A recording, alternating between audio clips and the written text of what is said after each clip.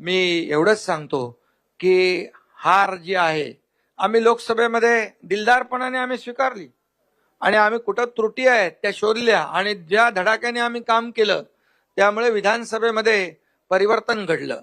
त्यामुळे विरोधकांना देखील माझी विनंती आहे की जनतेचं जे मॅन्डेट आहे, जनतेने दिलेलं मॅन्डेट त्याचा अपमान करू नका आणि वस्तुस्थितीला सामोरं जा. एवढंच माझं या प्रसंगी सांगणं आहे.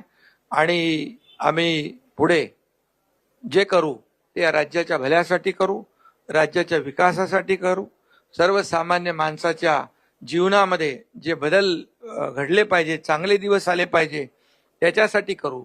आणि आम्ही जे जे काही शब्द दिलेले आहेत हे शब्द आम्ही पूर्ण करण्याचा पूर्ण प्रामाणिकपणे प्रयत्न करू, कारण आम्ही दिलेला शब्द पाळणारे आहोत आणि त्यामुळेच लोकांनी आमच्यावर विश्वास ठेवलेला आहे. आणि म्हणून सगळ्यांना पुन्हा एकदा शुभेच्छा. महोदय.